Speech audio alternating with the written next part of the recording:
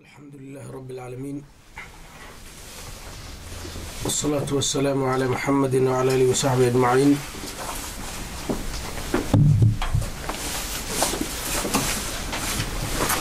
casharkii shalay xadiidka 14aad markii aan akrinaynay ma aan xasuusto erey waxaan arkay aanan hadda xasuusan shalay wixii aan ku sheegnay, laakiin akhrintiisa aan isiri amau ay u baahan tahay in si fiican loo caddeeyo. sheekhu wuxuu yidhi alqaa'id الموضع المطمئن من الأرض ينتابونه للحاجة فكنوا به عن نفس الحدث. ereygaas kanow kana waa loo isticmaal iyadoo ahay jirtaa, iyadoo kana ahna way jirtaa. kan marka sida ku fiicantaha waa in la yiraa kanow oo bimacnaa kana yakni ramaa yarmi oo kale isagoo ah. kana marka hadda waxay ujeedadu tahay in shaygan wax ayaa la sheegaa, wixiina waxay leeyihiin macno muuqda oo dhow iyo ujeedo kale oo aan meesha markaas hore ka muuqan laakiin laga wado. marka hadda ujeedadu waxay tahay shaygan waxaa lagu sheegay laakiin wax kale ujeedadu tahay oo aan la rabin in si toosa loo sheego. taas waa baraarujin wa tanbiih. waxaan joognay xadiidka 23 عن المغيرة ابن شعبة رضي الله عنه قال: كنت مع النبي صلى الله عليه وسلم في سفر. سؤال كاسمان قيلات نفس الحديث. نمبر هذا النوكل الدونة لقيابا كليه. wuxuu yidhi ninkan la yidhaha almugiira ibn shucba, kuntu maca nabiy sal alla alayh wasalama, nabigaan la socday fii safarin, iyadoo safar lagu jiro ayaan anigu nabiga la socday. waa ghaswat tabuuk, duulaanka la yidhaha ghaswat tabuuk ayaa lagu jiray. wuxuu yidhi fa ahwaytu, waxaan gacanteeda u taagay oo saas uu gacantaan la aado yidhi lianzica khufayhi, si aan nabiga uga siibo labada khuf. khufku waxa waaye kabo tusaalaan inta badan laga samay jiray sida harag oo kale oo dadka hadda qaar sitaan iyagoo jilicsan oo masaajidka dhexdiisa ama guriga dhexdiisa iyo lagu joogjoogo, kaba jilicsan oo la xirto saas camal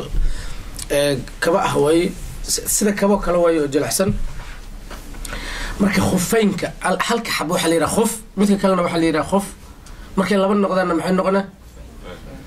shalayaan soo marna. marka khufaan goormaa la dhihi karaa, khufeyn goormaa la dhihi karaa, shalaan soo fahmay. marka hadda nabigu wuxuu yidhi lianzica khufayhi, sababtoo ah lianzica ficlihi faacil, khufeynku waa kuwii la siibayay. shaygu hadduu laba xaba yahay oo mafcuul noqdo, shalay maxaan soo sheegnay yaa inuu yeelanayo labsidaas awgeed lama dhihi karo lianzica khufaahu, lama dhihi karo. marka waxay noqotay lianzica khufayhi. gacantan saas ugu taaguu yiri dabcaan damcuu yiri nabiga inaan kabaha ka siibo ee khufeynka ka siibo. faqaala wuxuu yidhi sal alla alay wasalam dachumaa iska daay, fa inii adkhaltuhumaa, anigu labada logood waxaan geliyey khufeynka daahiratayni iyagoo daahira. labadii khufeyn waxaan lugahayga geliyey iyagoo daahira ee faraha ka qaad, waxba dhibi male. ujeedadu waxay tahay markii فإني أدخلتهما خفينك وحن قليي طاهرتين إيجو طاهرة. وجددوا كبها لجوه قليي إيجو لجوه طاهرة، إماها خفينك طاهرة. وجددوا خفين كان وحن كبه لجوه قليي إيجو لجوه يجو أي طاهريهن. وجددوا حتى أنا جو وسقبة واللجوه طاهريهن أيان خفينك قشطة. حدي خفينك قفكو قشطة isagoo weese qaba. marka hore qofku waa weesaystay, markii xoogaa lagu qalaalaan tusaalahan wuxuu gashaday labadii khuf. hadduu safar ku jiro oo uusan iska siibin 3 maalmood iyo 3 habeen ayaa waxaa la ogol yahay mar kasta markuu weese qaadanayo meeshuu lugaha ka dhaqi lahay inuu korka ka masaxo. hadduu gurigiisa iyo magaaladiisa joogo safar ahaynna waxaa la ogol yahay habeen iyo maalin 24 saac. marka wuxuu yidhi dachumaa iska dhaafa inii adkhaltuhumaa waxaan geliyey lugaha daahiratayn iyagoo daahira famasaxa calayhima markaasuu korka ka masaxay labadii lugood tusaalaan haddaad hal gacan ku masaxday dad labada ku masaxdo waxba dhimeel saas labadii gacmood saas ayuu korka uga mariyey meesha hoose laga masaxma laakiin kabta khufka meeshiisa kore ayaa gacantiiyo qoyan saas loo marina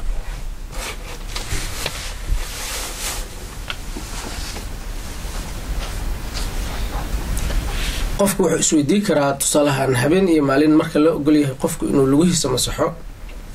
markastoo weysadu ka jabto goormo ayay saacaddu ka bilaabanay goormo ayaa tirintu ay ka bilaabanay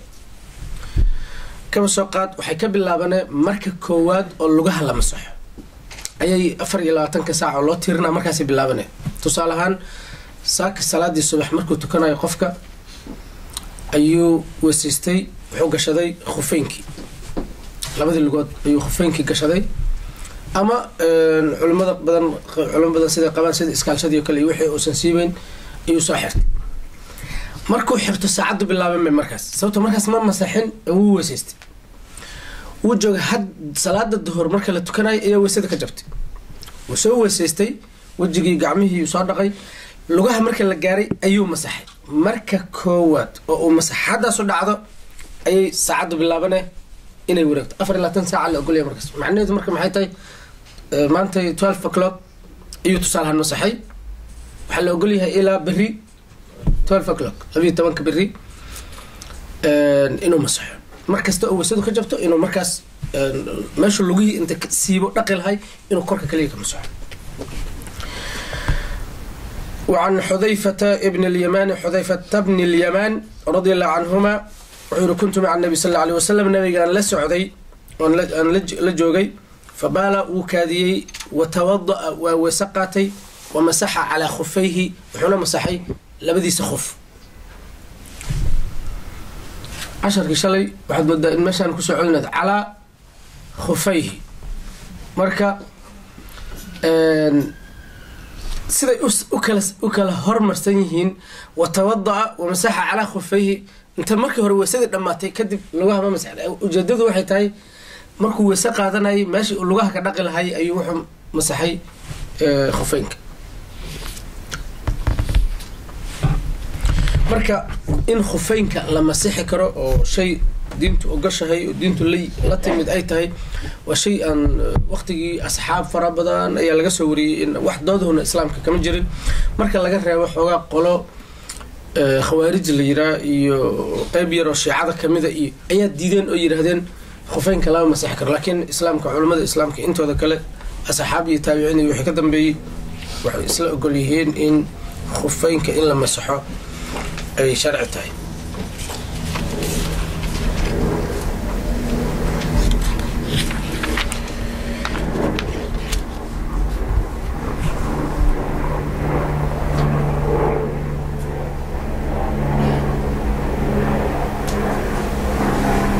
marka erayga ah cad fa inni adkhaltuhuma shayga wax la geliyay waa lugihii daahirataynina waxay ka hadlayaan labadii lugood ayaa waxaan geliyey khufeynka iyagoo daahira sheekhu markii uu khufeynka ka baxay wuxuu galay baabun fi lmadyi wagayrihi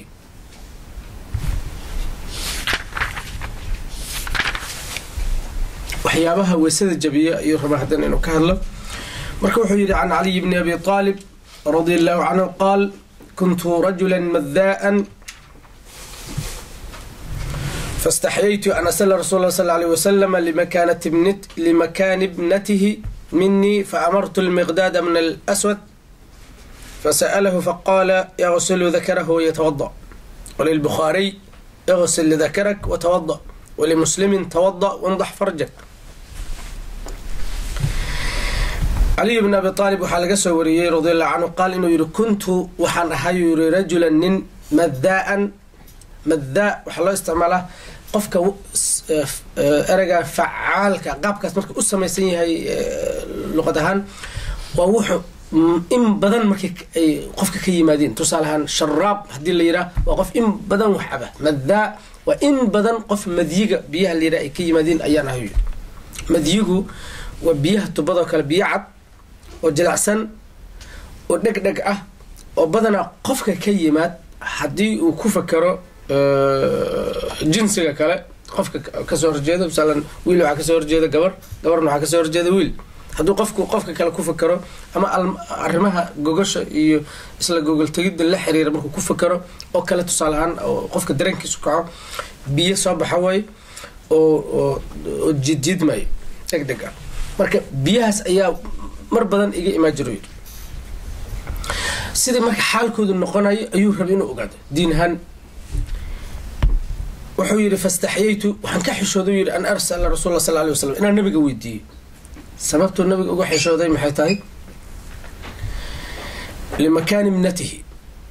macnaa booska gabadhiisu iga joogto awgeed minii aniga miniida kuma jirto bukhaari muslim ereyada ay soo wariyeen laakiin kitaabkaana waxyaabaha sheikhu uu qoray kamid tahay laakiin sida saxdaa kuma jirin riwaayaadka bukhaari muslim wuxuu ka wadaa macnaha gabadhii nabigu qabaa inuu nabiga kala hadlo arrimahan nabigu wasadogiis gabadhiisii qabaa arrimahan inuu kala hadlo xogay qoyska aad gabadha ka qabta inaad arrimahan oo kale kala hadasho gogasha iyo xubnaha taranka iyo waxa la xiriira munaasib ma saas awgeed wuxuu yidhi waxaan ka xishooday inaan nabiga weydiiyo arrintan siday xaalkeedu yahay wuxuu sameeyey marka fa amartu lmiqdaada bni lswad miqdaada ibn alaswad miqdaad ibn alaswad ninka la yidhaha saxaabi kale oo saaxiibkiisa u diray sheekadii u sheegay nabiga weydiiyo yidhahdo ninaa sidaas ku dhacday sida fiican culimmadu marar badan waxay ku taliyaan haddii adiga arrin kugu dhacdo arrintana aad ka xishoonaydo in wax la sheegi karaa aysan xogay si toos loo sheegi karaa in adiga kugu dhacda aysan ahayn magacaagaba lama sheego waxaa la yidhaha qof haddii sidaas ku dhacdo ka waran sheikh ka waran haddii sidaas iyo sidaas qof u sameeyo qofkaas yuu yahay khalaas adiga sababto diintan adiga kaliya diinka hadlayda maahayn waxay ahayd diin ballaaran oo qof walba loogu talagalay markii la sheego haddii sidaas iyo sidaas qofku sameeyo sida ay noqonaydo waad fahamta marka waxaad adigu samey leh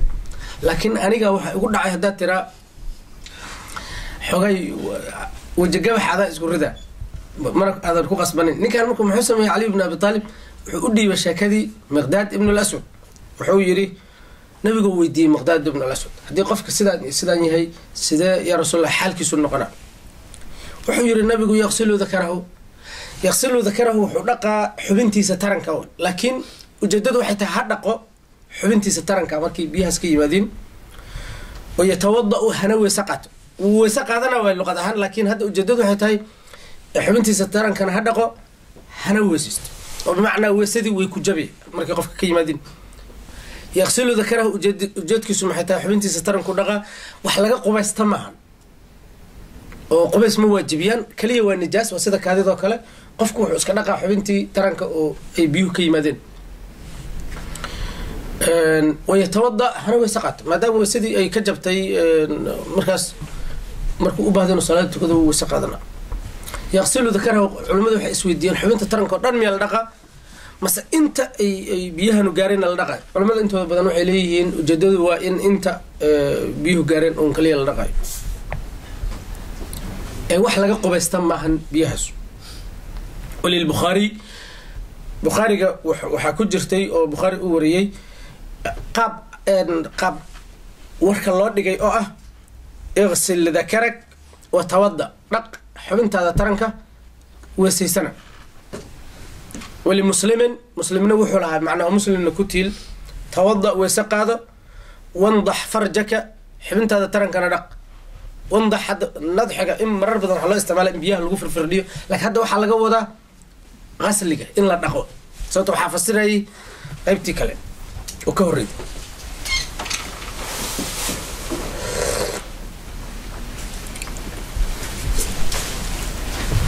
maxaa kalifay marka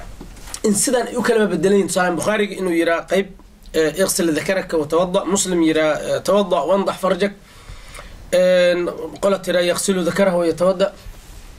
waxaan oo dhan nabigu 100 goor ma dhihin way sidaan ay u kala bedelayin ujeedadu waxay tahay saxaabigan luqadiyo yaqaan wuxuu markay dhacayeen waa la rag dadku way joogeen sheekadii maadaama la yaqaan qof bas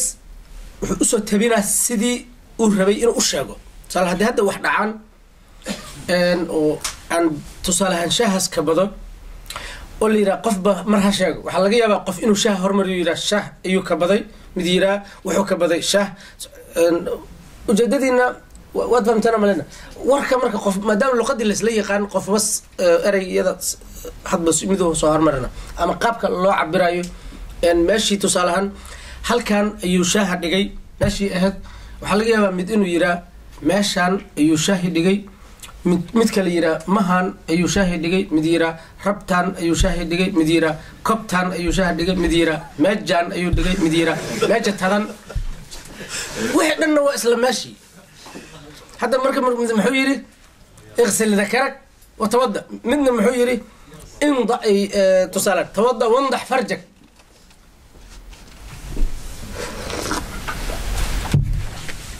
waa erayo isku ujeeda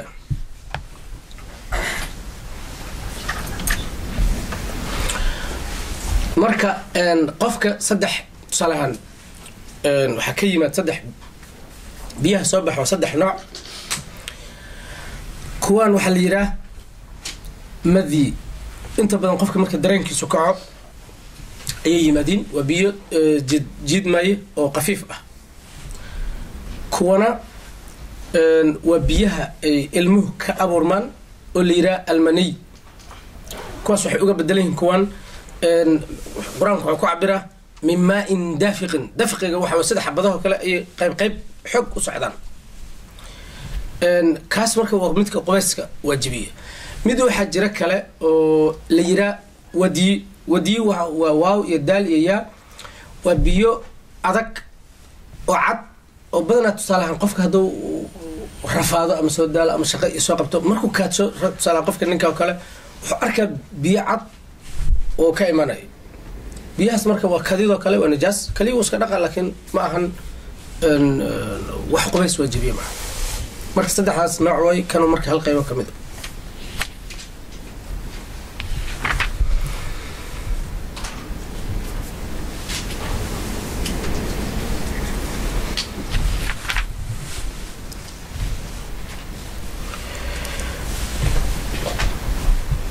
وعن عباد بن تميم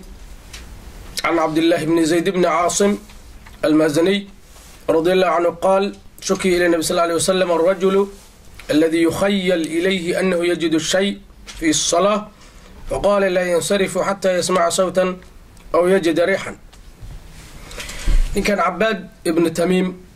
أديركيس أبي صلى الله شيء وليرى عبد الله بن زيد بن عاصم ninkii warinayay xadiidkii wasaqaadka sidii nabiga u wasaqaatay xadiidka aan soo marnay ninkii warinayay waa adeerkiis marka ninkaasoo wuxuu kasoo tabinaa qaala inuu yidhi shukiya ila nabiy bimacnaa nabiga waxaa looga ashtakooday oo looga dacwooday oo loo sheegay shaka waxaa la isticmaala qofku marka wax dhibaayo oo xanuujinayo oo qof kale u sheegto si uu waxaas uu uga dacwoonayo uu ka sheeganayo uga baabi'iyo oo uga caafimaadiyo oo uga tusaalahaan baahi tiro nabiga ayaa waxaa tusaalahaan looga soo ashtakooday oo looga soo dacwooday macnaa waxaa laga wadaa dacwada maaha qof ka sheeganaya ee qofka wuxuu ka sheeganaa oo nabiga u sheegay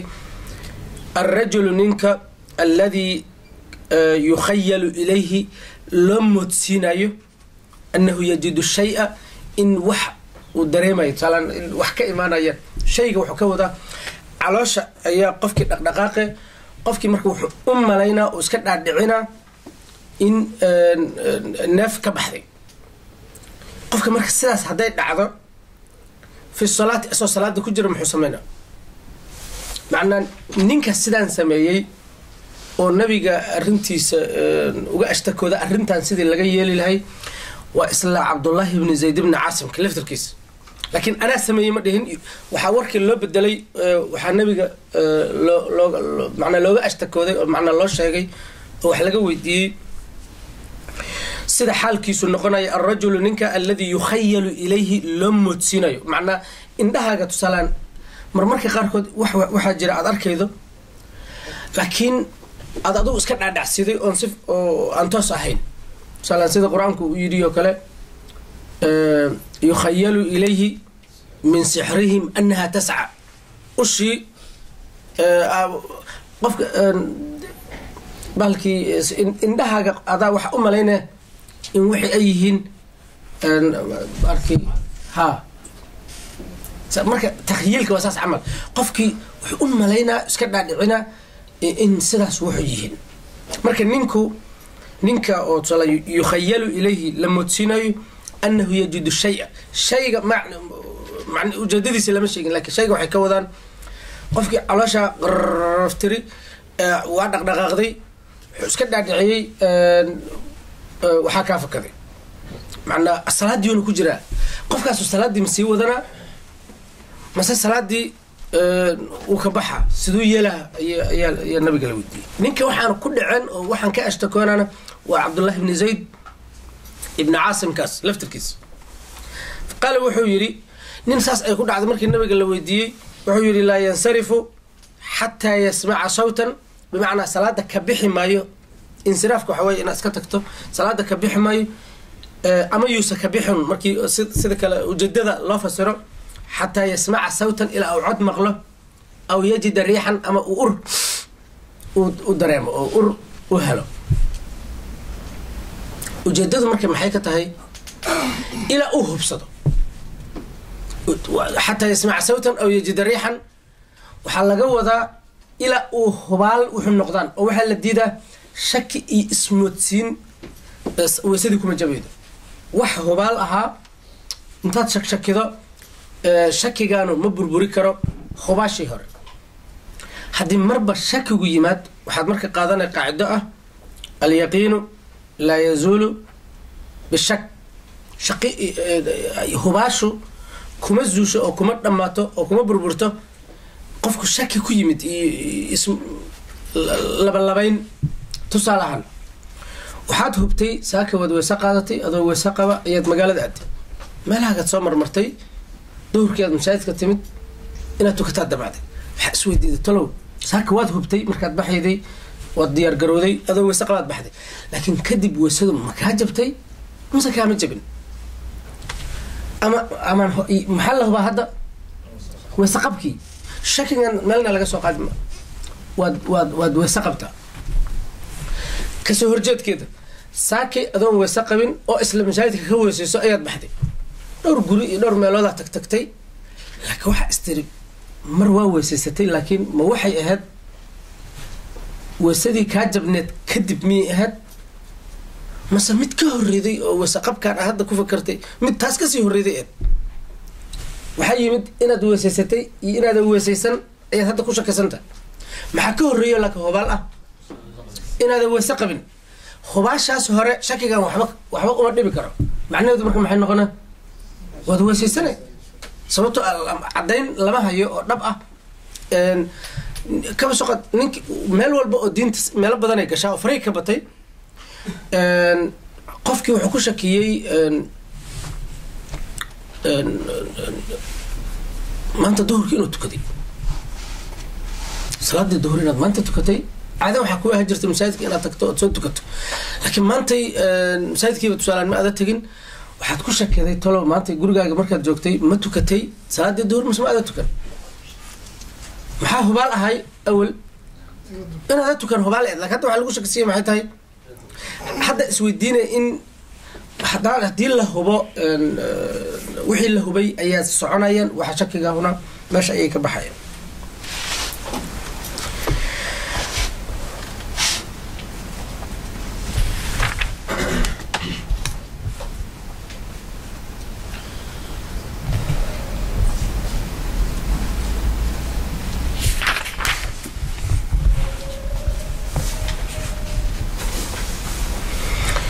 عن أم قيس بنت محصن الأسدية أنها أتت بابن لها صغير لم يأكل الطعام إلى رسول الله صلى الله عليه وسلم فأجلسه في حجره فبال على ثوبه فدعا بماء فنضحه على ثوبه ولم يغسله.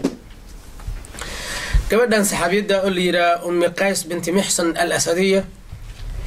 أتت وحي كانتي ويلتمت أن waxaa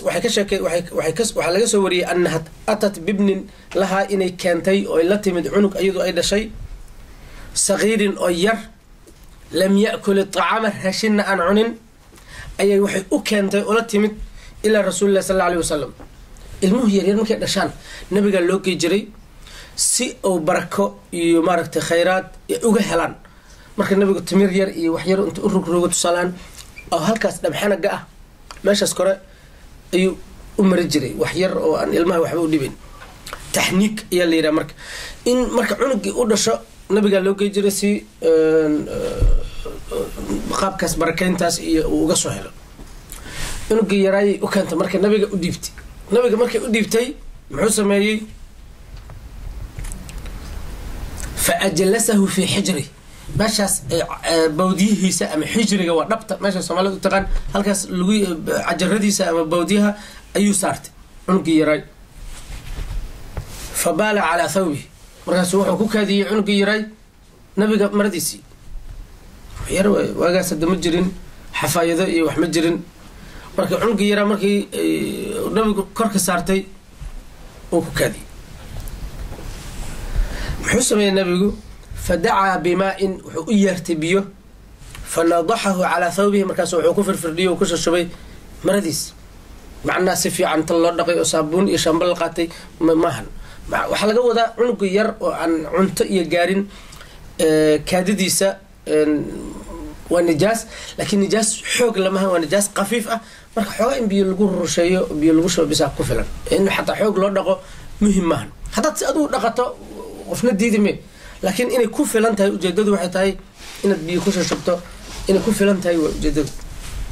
fanadaxahu bimaa-in biyu sidaas ugu firfirdhiyo ugu shubay. walam yaqsilhu mana uusan dhaqin. qasliga maxaa la yidhaha in biyaha la kala gaarsiiyo oo laga majo wixii laga bixiyo oo wixii dhan la dhameeyo ayaa qasligu ah. laakiin kan saas ma biyuhu soo qaatay meeshii wuxuu ku shubay uun meeshii kaadida lahayd ayuu ku firfirday. su-aasha marka imaan kartaa waxay tahay ma ilmo kasta ayaa sidaas loo sameynaa oo wiil iyo gabar cunug weyn iyo cunug yar masaq da gaar ah iyo xaalado gaar ah ayay arrinta ku xiranta. sidaan waxaa loo sameynaa markay wuxuu wiil yihiin oo keli ah gabdhuhu kuma jiraan. wiilka laftirkiisa waxaa qasab ah inuusan cunug raashin cuno ahayn.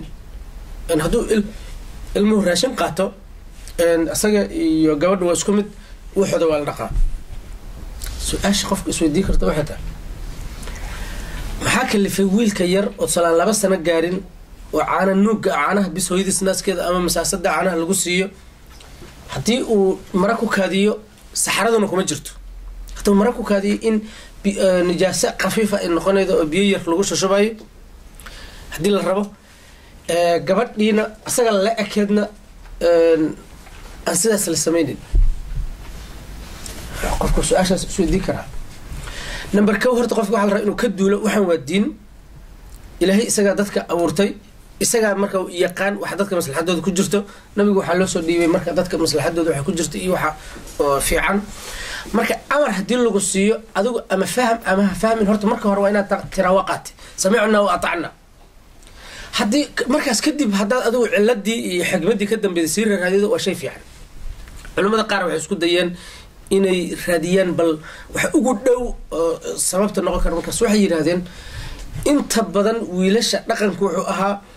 wiil yar marka uu joogo adeeraa qaadaa abtiyaa qaadaa adoogii cid walba oo timaado wiilka way qaadayeen. marka maantoo dhan dadkuna ma haysan faa'iidahan iyo waxyaabaha hadda ilmaha loo xiro. markii la qaadaba hadduu qof walba najaaseeyo waa lagu dhibtoonaa. shareecadana waxaa caadi ah oo shareecada dhan qaabkii u socota qaab socodkeeda iyo hanaankeeda dhan wuxuu yahay wax kasta oo dadku ku dhibtoonayaan in la qafiifiyo. tusaale ahaan qofku in uu kaadiyo waa wax mar walba uu u baahan yahay bani aadamka. haddii la yidhaha marka biyo bisaad ku astijoo kartaa xaalado badan oo waxaa jira uusan qofku biyihii usan ama rabin ama is u fududeyn ama si marka waxaas dhibkaas u dhicin waxaa la yidhi ama isticmaal biyo ama waxyaabaha kale isticmaal. iyo sidaas kale laa yukallifu llahu nafsan ilaa bahalkii yuriidu llahu bikum alyusra walaa yuriidu bikum alcusra. diinta dhanaa sidaas eeg. marka maadaama arrintaanu ay dhib badan kalifaydo waxaa la qafiifiyey wiilkaas hadba qof walbaa la boodayo oo iskaga kaadi kara kaadidiisii inaysan noqon nijaas weyn waxaa laga dhigay nijaas khafiifa. laakiin sidaas waa un qiyaas ay culimmadu qiyaaseen, laakiin hubaal 100% ma ahan, sababtoo xadiiska kuma jirin ujeedadu ay sidaas tahay. waa wax un culimmadu isku dayeen inay soo dhaweeyaan fahmidda xadiiska.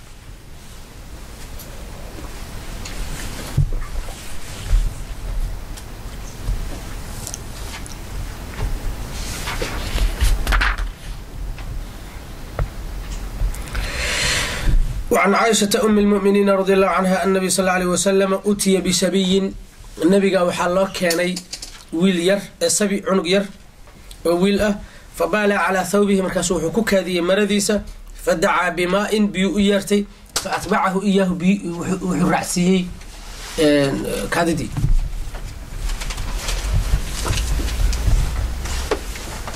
مركز أجدده محيطهي وصل الحديث كي هروك له. فأتبعه بيه وحو رأسي إياه كاددي، معناه كاددي مرض كوكادي يوحو رأسي بيه. صار ما شانوا كلا كادي لهاد حقا بيه دي لغو شوا أي دافان خلاص.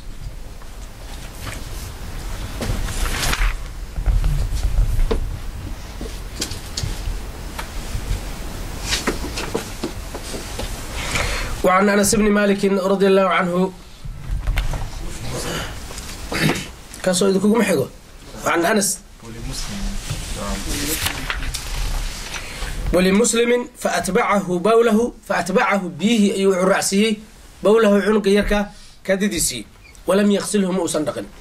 لبدا حديث جددود واسكمت.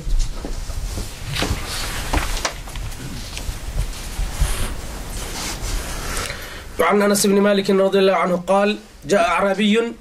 وحيمد أعرابي waxaa la yidhaah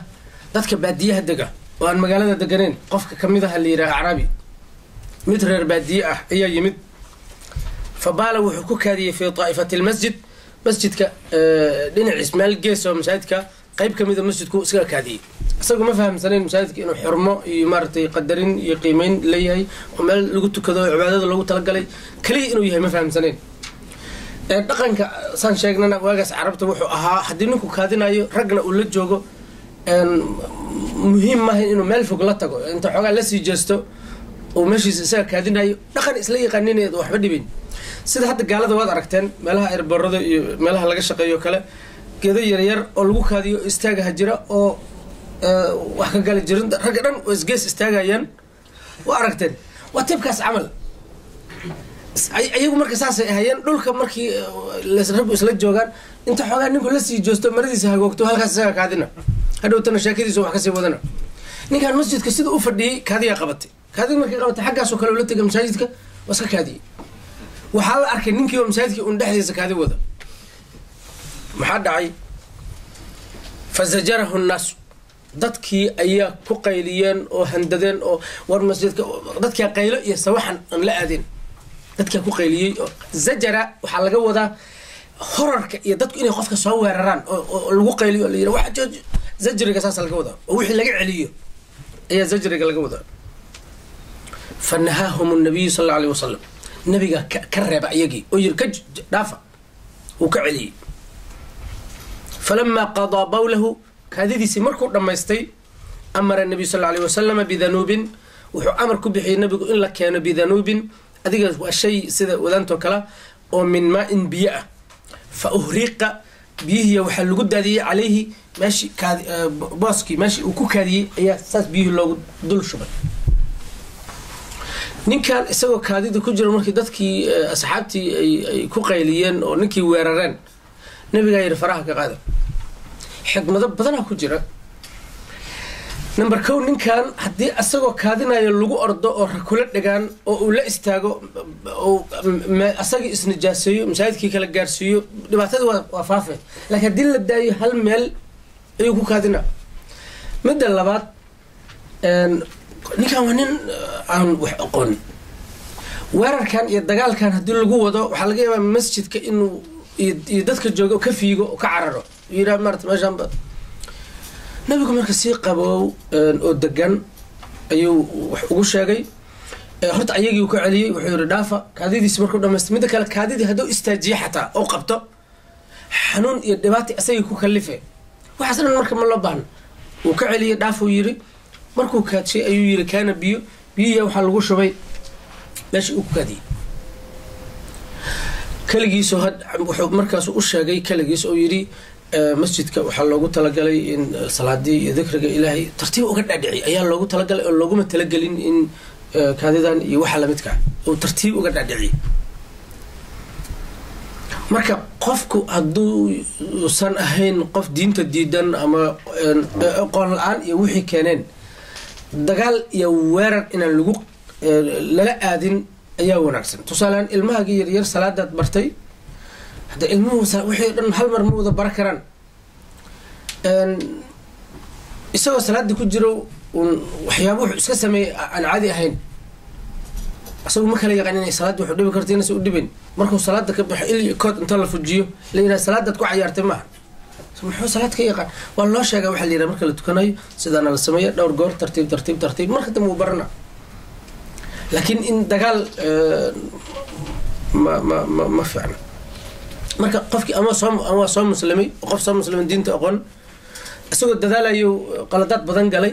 si tartiiba in lagu cadeeyo ayaa quman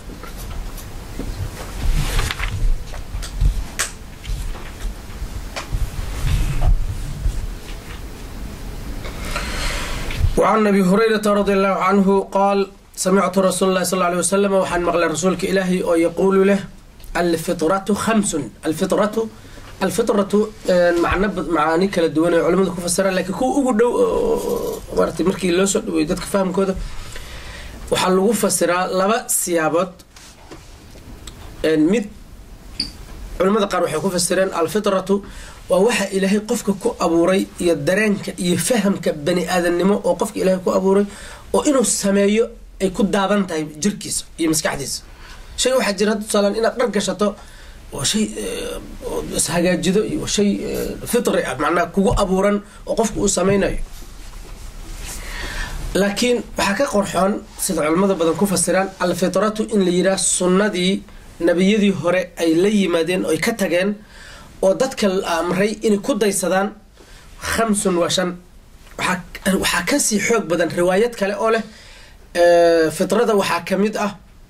shan salahan min sunan alfitra waxa kamid ah intaan markaas way badan yihiin intaan waa qayb yar oo kamid ah laakiin intaan marka la fiiriyo shantan bis qofku u maleena marka intaan kaliyana wuxuu maahan alfitratu 5 macna sunnadii nabiyadii hore ka tageen oo annagana la amray inaan ku raacno oo uga daysano waa 5 arrimood shantan arrimood marka sida riwaayadka kala cadeynayaan waxay kamid yihiin waxyaabo badan iyo intaan kaliya wuxuu maahan midka koowaad waxa tahay al-khitan macnaa waxyaabihii nabiyadii hore sameey jireen oo sunnadaha oo ay ka tageen oo anaga inaan ayaga ku daysano oo sidoodii kale aan sameeyno nalka rabo waxa ku ka al-khitan gudniinka macnaa in salahan laysgudo waa sunno xataa nabi ibraahim isagoo weyn ayuu isguday gudniinka dumarka waajibkuma ahan marnaba sida raajixa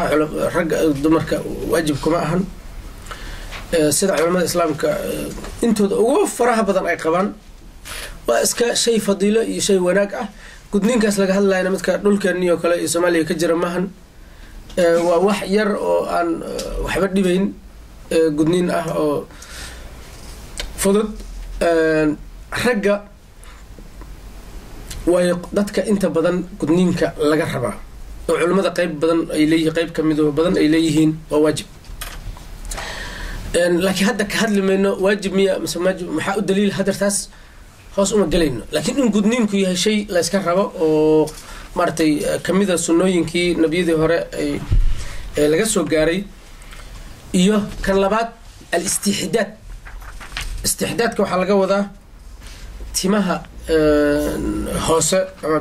qof bas u yaqaan bisaq ama shun qof bas u yaqaan inuu qofku iska xiiro istihdaadka saas laga wadaa iyo waqaso shaaribka qofku inuu jaro macnaa salahan shaaribku inta dheeraado inuu marka shaah cabid tagto ama caanaha cabid dhex galay lama rabo ugu yaraan waa inuusan soo dhaafin faruurta meeshaas laynka waa inuusan soo dhaafin oo la jaro waliba xoogaa in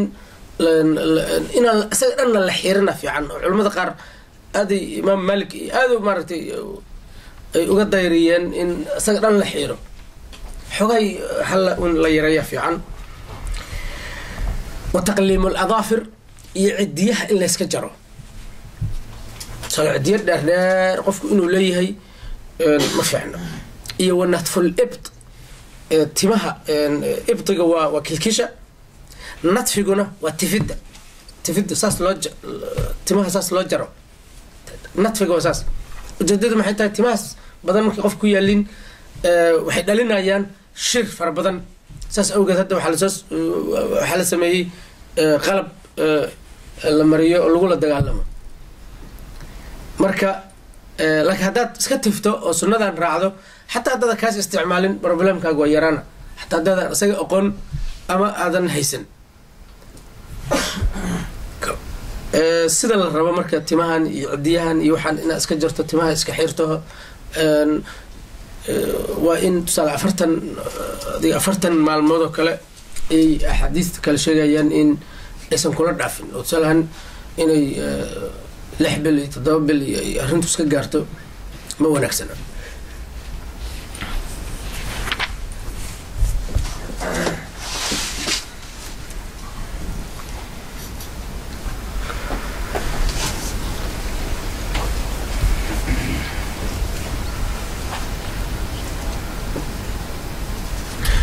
qofku isweydii karaa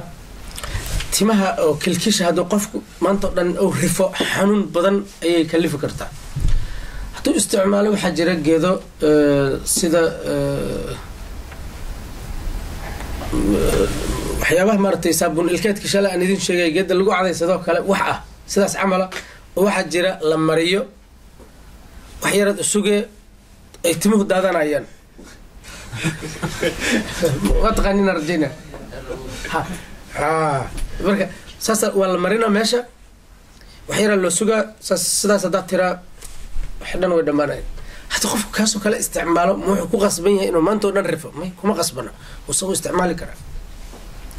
ujeedadu waxay ahayd taasa waxay ahayd waxa dadku wada heli karaan halla xiiro maxaa loo dhihi waayey ma ahan meel xirid munaasib u ah oo la xiri karaa laakiin xiridda waxaa ka fiican marka la xirto korkaad ka jartay hadduu hore kasoo baxa laakiin haddii la tifo waxaa soo baxaa xidid meeshii jiridahda tuntu ay gudaha ugu sii jirtay way soo baxay muddo dheeray qaadanay marka inay haddana si fiican usoo baxaan marka ujeedada waxay uun tahay in timahaas qofku uu iska dhameeyo baab aljanaaba janaabada wuxuu ka hadlaa waxyaabaha xiriirka la leh si marka aanan mar walba u sheegin hal maraan idin sheegaa aljanaaba waxaa laga wadaa qofka 2 arrimood mid inuu sameeyo in mani ay ka timaad ama uu galmood sameeyo labadaas duu mid ay dhacdo midkood oo qubaysku uu waajibo ayaa waxaa la yidhaha markaas waxaa jirta janaaba qofka noocaasna waxaa la yidhaha junub tusaale qof junub haddaan iraa tusaale ahaan anoon ogeyn waxaan ka wadaa waa qof ama mani ka timid ama sameeyey galmood oo qubays laga rabo qofkaas waaye marka qofka hadhowta junubka aan lena can abi hurayrata radi allahu canhu an nabi sal alيه wasalam laqiyahu nabiga wuxuu kula kulmay fii bacdi turuqi almadiina magaalada madiino wadooyinkeeda qaar kamida meel un kamida ayay isaga iyo rasuulku ay ku kulmeen wa huwa junuban iyadoo abu hurayra uu junub yahay tusaale abu hurayra isagoo qubays waajiba laga rabo oo aan soo qubaysan ayuu damca dantiisa inuu magaalada kasoo dhamaysto isagoo uun wada socday nabigii iska soo horbixin nabigii ay kulmeen muxuu sameeyey wuxuu yidhi khanastu minhu inkhinaaska waa dib isku dhigidda qof isgaabiyo oo u noqdo sida shaydaanka maxaa la yidhi alkhannaas markaad wax akhrido muxuu sameynaa asaga dhan inta isgaabiyo dhoomana markii laakiin aad haddana dikrigii iyo aad faraha ka qaadda haddana waa imaana sidaasoo kale muxuu sameeyey nabigii inta raacay oo la socday ayuu siibtay riwaayad kale waxay leedahay fansalaltu macnaa tartiib u siibtay waa u gooyey waa ka siibtay meeshii nabigii soo la socda ugu dambeeday marka dambe Abu Hurayra joogina la arkay nabiga waya ninkii hadda kula socday macnaa si tartiibaha u dhuntay fankhanastu wuxuu yiri tartiib ayaan aan u noqday isku inta maartay aan u noqday minhu min ajlihi macnaa nabiga daraadiis macnaa qiimeyn iyo qadarin oo nabiga qiimeynaya asagoo januba ah macnaa nabiga oo taahir ah wuxuu isku haystaa qof nijaasa ah oo kale marka inuusan u qalmin uusan munaasib ahayn inuu nabiga la sii joogo ayuu diidanaa markaasuu ka siibtay fadahabtu waan tago yiri faqtasaltu qasoo qubaystay thumma ji'tu waan imid nabigu marka wuu yaabanay ninkii la socday oo Abu Hurayra la waayay marka uu soo noqday oo la hadlay wuxuu yiri faqaala nabigu wuxuu yiri ayna kunta ya Abu Hurayra macnaa halkee jirtay Abu Hurayra macnaa halkee aadi oo ila socod hadii inta halkee aadi قال وحير كنت جنبا وحنا أها جنب ومعنى قبيس واجبها اللي يقربي فكرهت وحن دي دنايو يرون لبسناي أن أجالسك إن أنقل فريستو وأنا على غير طهارة أنا طاهر أهين بمعنى أنا يقول طهارة لهين وطهارة مرتي أن أنصص ما أنصص طاهرين إن أنقل فريستو ين دي دناي معنى أنه طاهر ما هين وسيد قف نجاس وكله اسكو أركع فقال النبي حر سبحان الله إن المؤمن قفك مؤمن كه لا ينجس من نجاسه معنى أما هنولادو أما هدنتو قفك مؤمن كه قف النجاس وكركس يوحش النجاسين ما إن قال هذا وحل يري إنما المشركون نجس لكن قفك مؤمن كه وطاهر حيا وميتا نجس كمركب معناه هذا مهن النجاس كركيس ما جاري كرتمان لكن وحلا جودا يسقوا الشخص أهان ما أهان دون أهان كما سمعنا قفكو النجاس لكن هدي نجاس تابته مركب تسوى وحكله لكن قفكو كإنسان أهان ومؤمن كنجاس والنقطة marka inama almushrikuuna najaska laleeyahay macnaheedu ma xataa gaalka laftigiisa inuu najaas yahay hadduu qoyan yahu ku taabto sidii maaragtay eyga afkiisii oo kale inuu yahay maaha waxaa laga wadaa caqiidada iyo waxa qalbiga uga jira iyo maskaxda oo shirkiga iyo gaalnimada ah ayaa waxay u dhigmaan oy la mid yihiin nijaasada caadiga ah oo la taabto marka waa qof nijaasa isagu maadaama uu xambaarsan yahay faarus khatar ah oo maartay sunna aqeeda khatar oo qabo waqaf nijaasa laakiin ujeedadu ma aha nijaasadan hadda fiqiga markaan joogno laga hadlo oo la iska dhaqayo haduu ku taabto ma oo muslimka maxaa loo ogolay inuu guursado naag kitaabi ah macnaa gabar kristaan maxaa la yiraahdaa nasaarada kamida ama yahuuda kamida diinaha waa la ogolay haday nijaasta marka qof nijaasa cuntada karneed isla dhaqmidin iyo wax dhan waxay noqonayaan nijaas ujeedadu saas maahan korka qofka jirkiisu nijaas maahan laakiin waxa uu qabo oo qalbiga ugu jira ayaa nijaas laakiin qofka muslimka ah kor ahaan iyo caqiida ahaan hoosba dhinac walba uu caafimaad qaba saas awgeed mu'minku isagu an Aisha radhiyallahu anha qalat kan nabi sallallahu alayhi wasallam nabigu waxa ay tiri idha ightasala min aljanaba janaabada markuu ka qubaysanayo غسل يديه وحرق جري labadiisa gacmood mar walba waa soo sheegnay waxa laga wadaa yadeynka intaas meesha saacada laga xirto inta ka horeeyda labada gacmood ayuu dhaqi jiray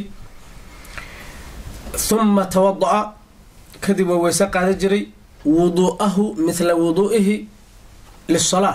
wudu'an mithla wudu'ihi lis-salah waysa qaad lamid ah midka markuu salaada tukanayo uu waysa qaad mid lamid ah ayuu waysa qaada jiray thumma ightasala kadib waa qubaysa jiray ثم يخلل يده مركو قبيست كدي ماهن مركو قبيستي قيبة كميده أي صفة فهني ثم يخلل بيديه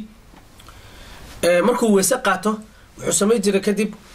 بيها مستمها مدح أقويال أو يخلل بيديه معناه وحلقه وذا فريهيسة أيو وحقل جري شعره تنتيس بيه مدح وكشبه marka si fiican ayuu u galgalnaa tinta hoosteeda si ay biyuhu u gaaraan jirka hoose oo san korka daa uga shubto waxa dhici karta in korka ka qoyan tahay laakiin hoos ka qallalan tahay si taas u dhicin nabigu biyuhu ku shubi jiray gacantu uu ku si caawi jiray oo si fiican u galgali jiray khallala wa shayga saas meelaha saas loo galgaliyo biyadayhi sha'ruhu ayuu galgali jiray hatta idha dhanna markuu hubsado uu ogaado ama uu qiyaaso annahu qad arwa basharatahu jirkiisi basharku waa dubka kale maqaarka kore oo madaxa iyo jirka dhan ayaa bashar la yiraahdo arwa inuu wabxiyay oo ka dharjiibiyay oo gaarsiiyay markuu uu ogaado yu afaada alayhi alma wuxuu saas suu korshubi jiray biyaha 3 مرات 3 قر ثم غسل كدب وحدق جرو يري سائر جسده جركيس انت كله جسد كيسه انت مدح كسو هرتي iyo markaas si fiican u dhaqi jiray maadaama madaxa isaga ugu daran oo aan biyuhu si fiican u gaareen isaga marka hore si fiican loo soo daahiri jiray loo soo dhaqi jiray marka isaga la dhaqo korka kale biyuhu inay gaaraan ku filan markaas uu kadib biyaha isku shubi jiro korka intiisa kale u dhaqi jiray وكانت تقول السداس وحي هذو يري عائشة وكانت تقول عائشة وحي هدمترا كنت أغتسل وحن هايتري إن قبيستو وان معنا وان قبيسجري أنا يعني والرسول الله صلى الله عليه وسلم يا رسولك إلهي وحكي قبيسجرني من إناء واحد هلول ونغترف منه أنكسع بيسن إنه ويلكاس جميعا دمانتين معنى اخترافك وحي كودان ساس صعبك بحب ياه تسوق هذا واسكو شبه ولكي دحدو ويال صلان ان لبدودا ودا جوغه هل مر اي ودا قبيسنين ولكي هل كانوا ويال قف والبا غعنتو درسنا واسكو شبه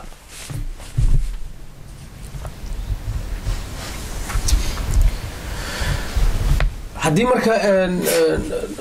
taas macnaheedu waxay tahay nin naagas qaba macna in isla qabaysan karaan wax dib ah aysan lahayn ayaa ujeedada kale laga fahmaa ay meesha tahay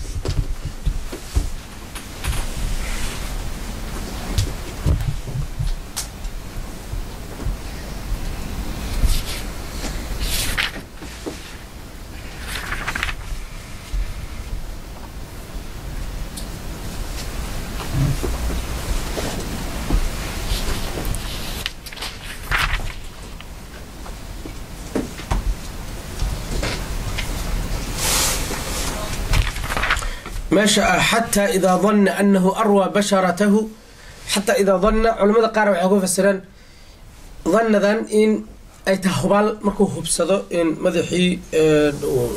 قيبنا وحيرادين إن سيدة اللود أيوي بقولك وبقول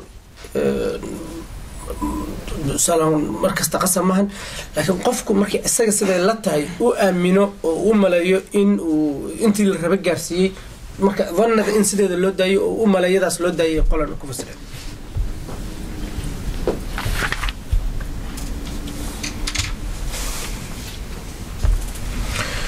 عن ميمونة بنت الحارث رضي الله عنها زوج النبي صلى الله عليه وسلم ميمونة بنت الحارث وهي حاسك النبي مid kamida ee waxa laga soo wariyay annaha qalat inay tiri wada'tu li rasuulillahi sallallahu alayhi wasallam waxaan rasuulka ilaahay u dhigay oo u diyaariyay macna meel biyaha marta tawaal lagu shubo loo geeyo qofka meesha lagu wasiisana ama lagu qubaysanay oo kale waxaan rasuulka ilaahay aan u dhigay tiri oo u diyaariyay wudu aljanabati janabada weesaqaadkeedii biyaha wudu aljanabati mi idin dhigan بمعنى waxa ka wada wudu hadan nira maxay noqonay biyihi qofku markii hadda inta soo qabaysan Soomaal lama rabin inuu weesaysto biyahaas u diyaariyay laakiin hadda kama wado weesaqaad kali ah biyo ku weesaqaata kaliya maan biyihii ku qubaysalahay wax dhan ku jiraan ayaan u dhigay fa akfa biyamini akfa waxa la yiraahdaa weelka inta saas loo jalleciyo in biyaha saas looga shubto macna saas loo soo gadiyo fa akfa biyaminihi ya fa afraqa idin dhigan miya idinka qarna isku ujeedadu isku mid afraqa waxa way wuxuu ku shubay akfa ana waxa way saas inta u soo jalleciy mar walba ayuu biyi ka shubtay saas ujeedahan wasla mashi biyaminihi ala yasarihi marratayn biyi sidaan inta yiri oo ku shubtay bidixda ayuu laba goor ayuu dhaqay thumma ghasala farjahu kadibna wuxuu dhaqay xibintiisa taranka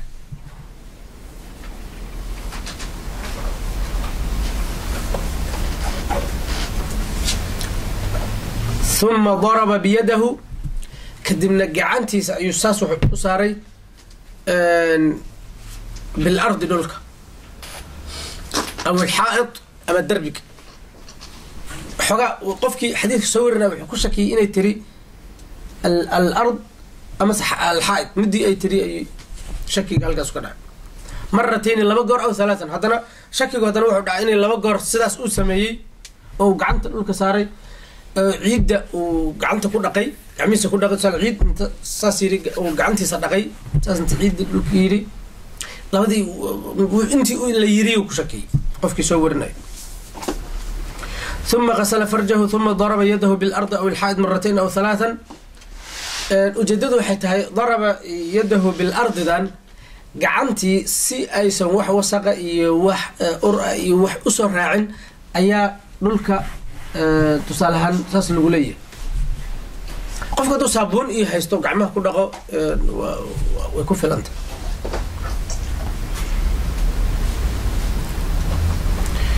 ثم تمضمض كدب وسقط محليرة تمضمض محيهد واللغلغد ثم واستنشق وسندرس وغسل وجهه وذراعيه وحنا دقي وجهيسه iyo labada gacmood diraaca waa meeshan macna waxa laga wadaa gacmaha intii la rabo in la dhaqo ayuu dhaqay thumma afada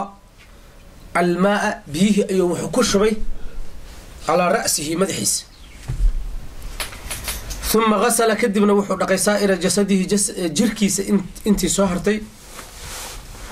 kan marka ma faahfaahinayo xadiiskan qaabkii oo biyo loo galgalnay xogaa warka اسكسو كوبا مرة قرب ثم غسل سائر جسده ودغ ثم تنحى كدب واسكدي ماشي انا تسالن كو قبيسناي وكتغي halkaas kale tagi فغسل رجليه وحو دقي لبديس لغون فاتيته بخرقه عد مرأه يعني اوكاني خرقه ومرو حغي سيده هذا محل استعمالنا شكمان اما توال أو كلام أساس عمل مرة وكانت حسم يا نبيه فلم يريدها موسن ربن معناه موسن دونين أو رقعته واستعماله مركزه فجعله وحو باللابي وجود قلي ينفض الماء بيديه إنه لبدي سجع موت ساس بيجي سجع سيرناي ماشي وكتر ترى هاي موسن ربين مرضاس إنه قاتو سببت أقادوا وين حتى لما دور جروبين نقدين قالوا صلاح حجر هذين وحكرهية إن بيه وسقاتك بيه قبيسك وجبكها وحال ربا إن دم بيجي رقمي أيجا راعو أو سقفكو مادام وبيو اسكت داهرية تاي إنه اسكت ترتيرنا الربا واسكت دبيعي أيجو دم ماذا هو كراهية إن تسكمان إقامته أو اسكت ترتير قالنا وحي رادن جدد النبي قصاص ماهن فلم يريدها وحلقه ودي مرضا ما أسن ربين أسوء نقاط سببته أدي دي إن كراهيتها إلا استعمالها ماهن لكن السبب بدنا أدع كرأي كمتاي حتى مرض حاجة وسق لهاد أدنى قبيستي مرة والله مرض سبب بدنا كلفي كرأي إنه النبي مرض قاعدا ee ujeedadu ma ahayn in ay karaahiyo tahay markuu qofku qubaysto ama weysaysto inuu iska tirtiro biyihii sidaas ayaa raajixa marka oo diin ahaan shay karaahiya maahan waa shay banaan qofkay ku xiran tahay hadduu rabana uu isticmaala hadduu rabsan rabinna ma isticmaalayo ثم تنحى حديث كان وحشيقة مركي هور النبي وأدركتين مركي هور ولا وسيستا كدي ولا قبيستا نبي وسق حديث كان وحشيقة مركي نبي وسقاتك بالله حسمي تمضمض واستنشق وغسل وجهه وذراعيه وسقاتك محد من مركه انت تبها لما مسحه ان لغه لا دقو انتس markay dhiman tahay sida Maymuna soo wariday nabigu biyihii isku shub meeshu madax ka masaxlahay qoysku bilaab biyihii madax ku shub lagu yino si dhimay kadib markuu qoyska dhameeyay meeshii uu ku qoysana inta ka tago halkaas oo kala tagay ayuu lagu hidhaqay marka waxa kalifay marka waxaan soo dhaweynaa ujeedada culimada qayb kamid waxay leeyihiin marka waxa sidaan kalifay waxay ahayd macna ma sameeyeen inuu lugihiisa dhaqo sababtoo ah meel ciid ah marka ku qubaysanaydo mar walba ila jilibka oo kale agaarkiisa tusaalahan ciidii iyo wixii dhan soo gaaray marka wuxuu rabay hal mar inuu iska nadiifiyo marka intii kale dhan soo dhaqay oo soo nadiifiyay meel gaar ah u tagay tartiibo markaas wuxuu dhaqay labadii lugood si oo wixii qashin oo dhan iyo wixii dhan oo saga reeb sidaas xogay fahamka ugu dhow hadda aan sheegi karno sidaas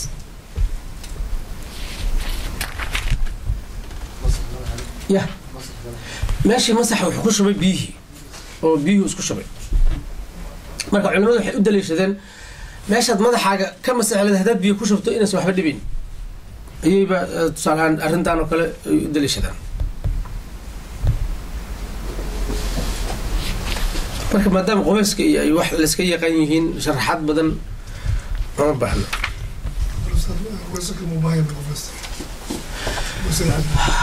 سؤال مهم واي قفك اسويدي كرا قبيس واجب هدي للربي وقفك قبيستي وسقاتك اسغا ميو كدخ جيرا وسقات كله او غارها لغا ربا ان بدن انت ugu badan culimada waxay isla ogol yihiin hadii ama qofku haweysto marka hore ama yuusan weysaysan qubeyska markuu rabo inuu bilaabo haduu niyeysto qubeyskii iyo wasaqaadkii isla socda haduu u niyeysto markuu dhameysto waana qubeystay waana weysa qaba laakiin maxaa laga rabaa hal arin inuu niyeysto iyo hal arin oo kale ha inuusan taaban xubinta taranka sababta wasaqaadkii markuu dhamaanayay hadduu oo dhaqdhaqo wixii haddana alif waxmal ka soo bilaabay noqona macna waa dibal loogu noqona taas marka lama rabo sababta marka hore axaadiista dhan fiiri kowda hore nabigu mar walba xubinta taranka la dhaqa kadib la qubaysanaa sababta mar dambe looma baahanayo in lagu noqdo kow haddii marka culimada intooda badan islaga diidana haddaad markaad musqusha gasho oo qubaysanaydo haddaad niyeysato shaawarka atageedo inaad qubeyskii iyo wasaqaadkii maxaa noqo wainamaa likulli imri'in ma nawa adigu labada xabasoo ugumaada talagelin labadiiba waa hele kaba soo qaad qofkaanu wuxuu kusoo dhacsisnay oo kaliya qubeyskii waajibka ahay maba kusoo dhicin wasaqaadkii markuu qubeyskii dhameeyey وسدي من الجربة مس حتى إنه وسيستوى قريب علماء كمان يحير هذين ما أباهنا إنه مردم ب قبيستو أبالكين وسيستوى صببته يوسف حتى نيسن لكن حبنه وسقات كلا نقل هاي يكبدنا حتى لا نقل مركا وح معناه لو قلنا نقضاه مجران مركا ويكون فلانتاي أي ليهن قريب yar culimada kamida laakiin taxadar ahaan waxa fiican qofku marka uu qubeyska bilaabayo in horta marka uu weesaysto hadduu sax taa weesaysana u niyeysto in wasadii iyo qubayskiiba hal mar ay isla noqdaan kadibna markuu soo baxo shukumaankiisa u isticmaala salaadiisa hore u tukan karaa. hadday dhacdo marka mar weysakii dhammaad ahay in weysadii ka jabto markaas dhib ma leh, haddana biyuhu hoos jooga markaas ha weysaysto saas ha uga baxay markaas. intaas ma ku filanta?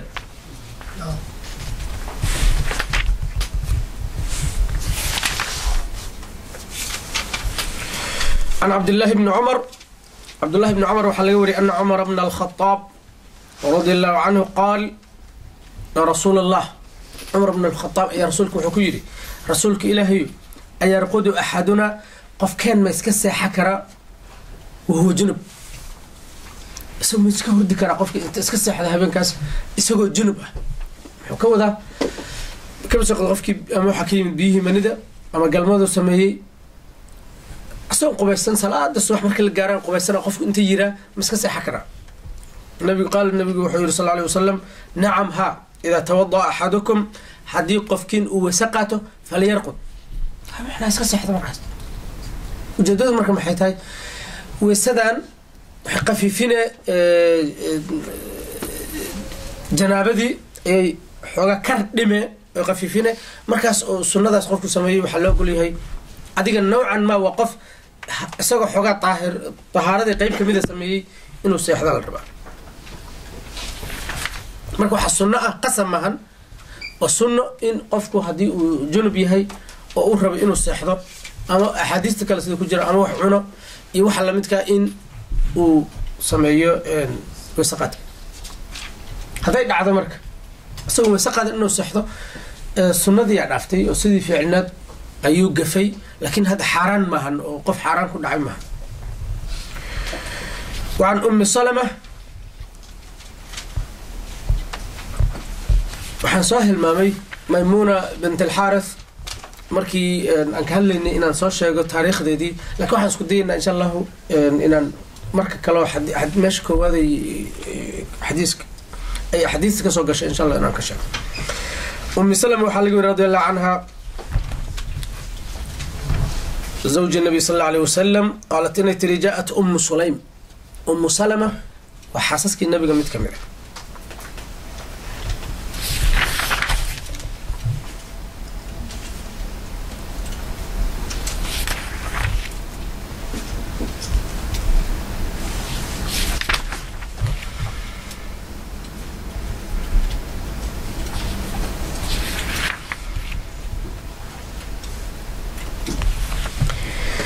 حيتري زوج النبي صلى الله عليه وسلم قالت وحيتري جاءت أم سليم يا وحيتمد يتا أم سليم ولا يسيع عدي وحليري أو امرأة أبي طلحة حاسكيسي أم سليم يتمد إلى رسول الله صلى الله عليه وسلم رسولك لا يتمد قالت وحيتري يا رسول الله إن الله إله لا يستحي كما حشود من الحق حق شيء حق عدينتيسا يمارت بيامنتيسا إلهي كما حشوده أما شيء حق الشيء قديس إلهي كما حشوده فهل على المرء أنت هو جوجل حر سالهان أرين حوجا لقى حشوده وعب دقنك أي النبي إنه ودي دربتي والدين هن لقى مرمر وحين وعب مركا أرر يحوجا جوجل حر أنت ورك قطرتها اللي تجين أي كسي هور مرنيدو ساس أوجا دتك لغة دتك أنت بدن عقلة waxa xoga dhibka ah marka hore xoga qafiifiyaan salahan qofa inuu wax ku sheego raba waxa rag loogu mahmaahay ama waxa dad wuxuu raba waxaan xanuunkooda iyo hadhowta sida ay kugu dhacayaan inuu marka hore si qafiifiyo saas ogeed xataa dadka wax yaqaan iskoolka hadii cunug dhaco lagama bilaabo waa dhacday soo qofku inuu dhulka ku dhacaaba dhici karto inta naxo marka dadka wax yaqaan waxay ka bilaabayaan bunda hebel salahan shan maadday ahayd maadda hebel aad u fiicneed maadda hebel xooga watrooned maadda laakiin maadda hebel ayaa xoogay meeshii boqolkiiba konton 50 minimum ina kantal rabay nasiib ayaa taasad 41 kantay marka hal bunda ka dhimaneed macnaha hal shay kaa dhimanay hal shay kaa dhimanay macnaheedu wuxuu u dhigmaa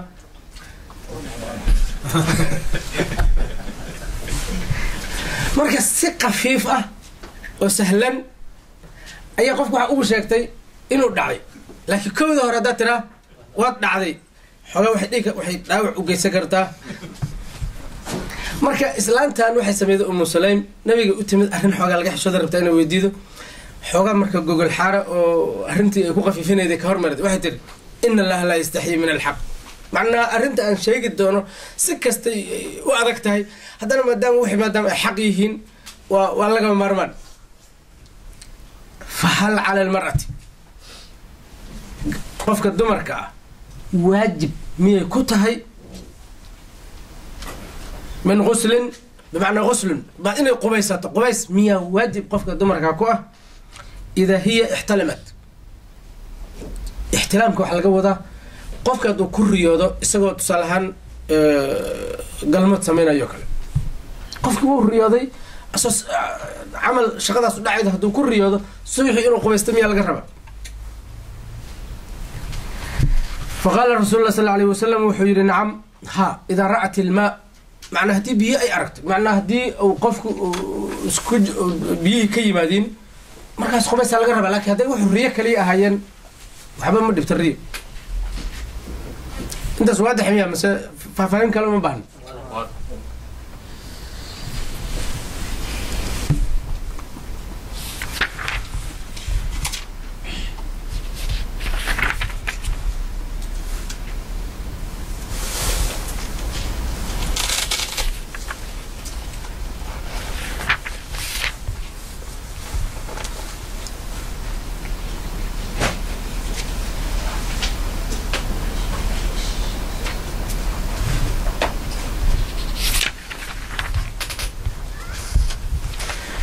وعن أبي هريرة رضي الله عنه النبي صلى الله عليه وسلم وحكى الله أرميه قبيسك واجبنا يسد الله قبيسنا أيام كجرنا أبو هريرة أي وحلقة سوري النبي صلى الله عليه وسلم قال إنه إذا جلس إنك هدو فرست بين شعبها مخيرة قيمة كسي هريرة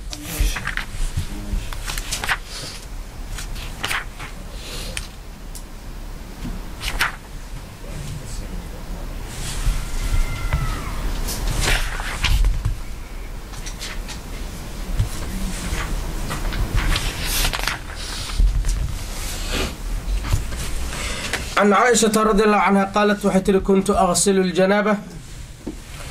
وحنقي جريتي جنابة وحكودا هذا جدد بيه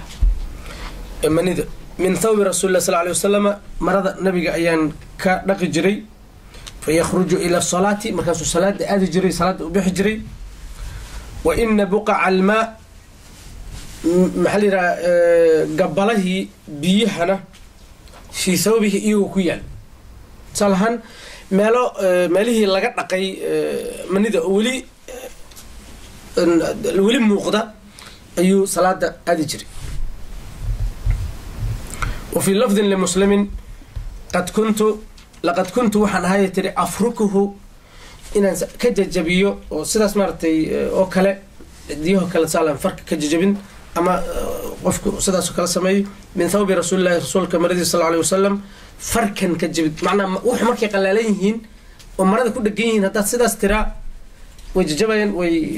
ويباباين فيسلي فيه كدونا كنت كجر معنا مرضا بيا كل بعن ومنيا كل بعد تصالحان وقال شيء حدي مركا لقى ججبيو ولقى ترترو خلاص إن لقوتك كر ساس وقوتك جر النبي صلى الله عليه وسلم وجدد مركا وحتاي علماء wax isku qabteen manidu ma wax nijaas aha oo hadii ay marada taabato ila dhaqa ay waajib tahay masawa taahir marka halkan markii sidaan la raaco xogaa waxa raajix noqonaa in iyo xadiista kale markii xogaa warka la isku celceliyo sida raajixa marka waxay tahay in manidu aysan nijaas ahayn marka qofku inuu iska dhaqo waa shay waxyaabaha kale iska dhaqayo lamida oo caadiga ah oo saq ahaana laakiin ma ahan shay nijaasa oo ku khasban yahay qofku inuu iska dhaqo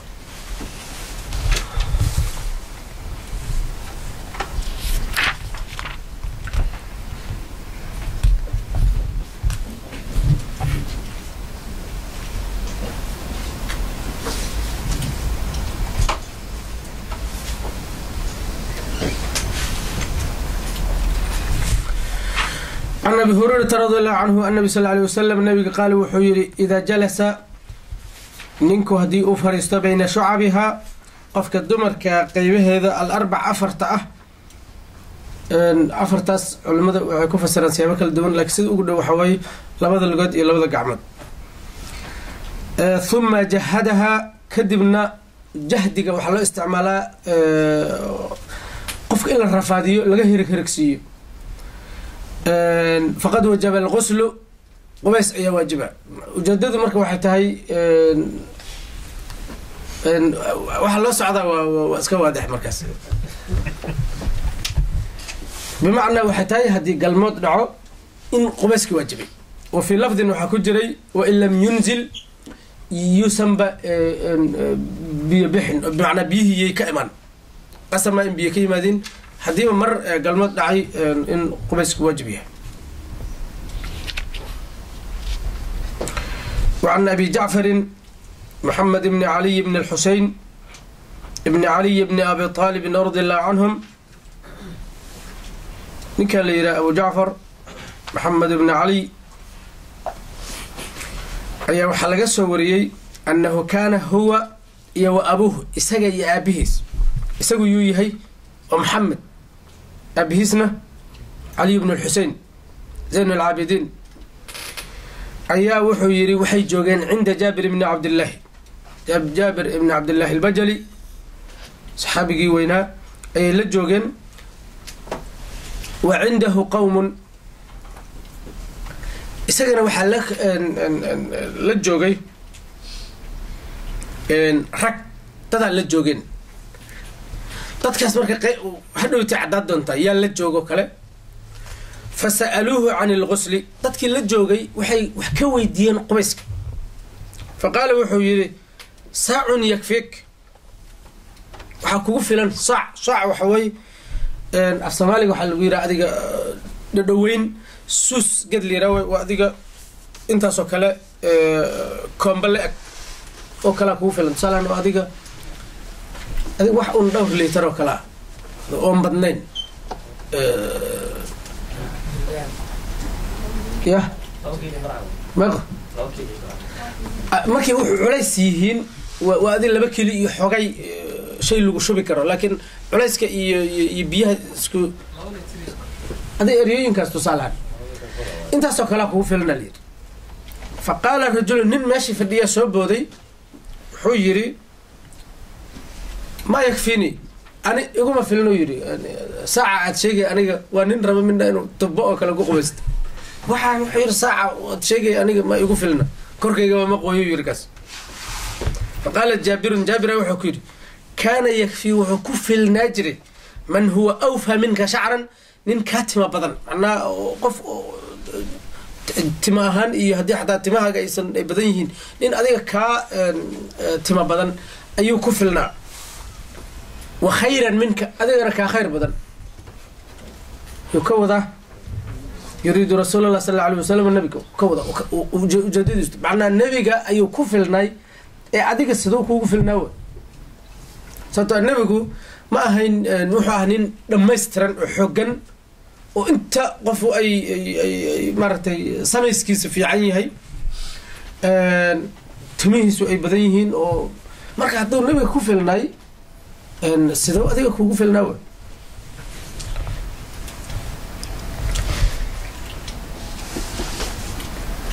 ثم أمنا كذبوا إنه إمام النقدي في ثوب بمعنى إسقوا ثوب كلي وتا ثوب مرضى وتا يو إمام النقدي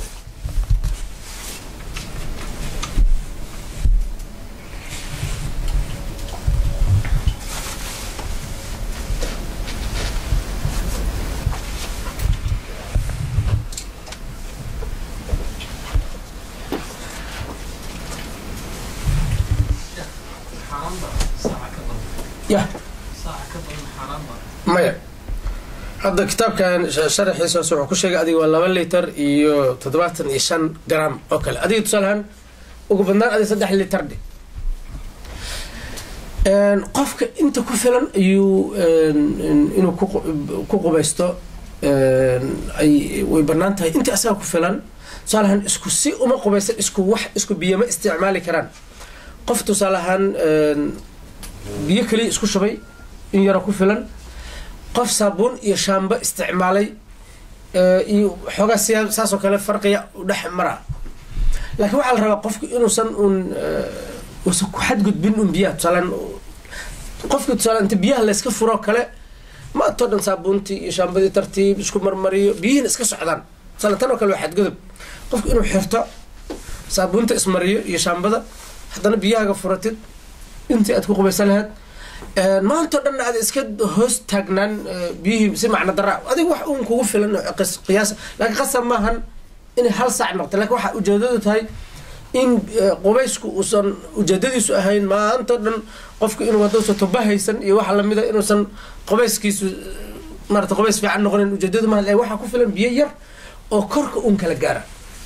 qasab maaha in wasaqda laga dhameeyo saabuun shaamba la isticmaal. qasab maaha biyo tin iyo cirib si fiican u kala gaara ayaa qubaysku u baahaya. intaasna nabiga waxaa ku filneed saaca.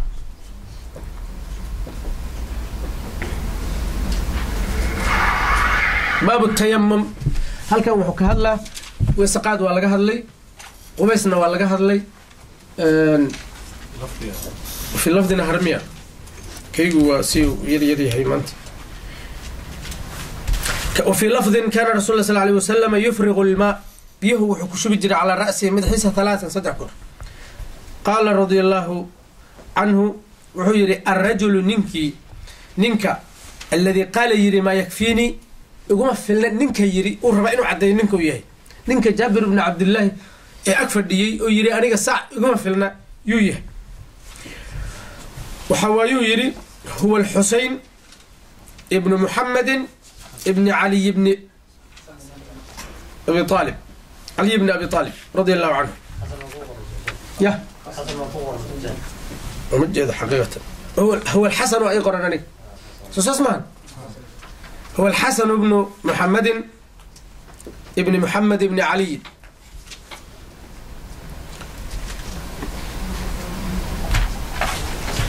حيث كيه المركان ننكي qoladii kale oo xadiiska warinayeen in ninkan waxay isku yihiin. ninkan hore waxaa la yidhaah Muhammad ibn Ali ibn al-Husayn, kan kalena waxaa la yidhaah Muhammad ibn Ali Hasan ibn Muhammad ibn Ali ibn Abi Talib. waa in adeerkiis wiilkan adeer u yahay. marka wiilkan oo xadiiska soo warinay sababtoo ayagu way ka tira badan yihiin. waxaa isla dhashay Muhammad ibn Ali ibn Abi Talib iyo Hasan ibn Ali. xadiiskan waxaa soo warina Muhammad ibn Ali. Muhammad ibn Ali marka aliga yaa la siman, aliga waxaa la siman al-Hasan. wiilka marka kale Muhammadka kale adeera loo yahay. marka waa nin asaga adeerkiis labaad oo kala oo iyaga dhan waa ilmihii ay dhashay Fatima oo Ashraf. marka waa adeerkiis oo meesha fadhiya yiri aniga iguma filna saac. markaas lagu yiri ninka khayr badan qofka khayr badan kana tusaalahan adiga tama badan ayay ku filneed. macna waa awowgiis, macna adiga awowga ay ku filneed. ujeedadu waa saas.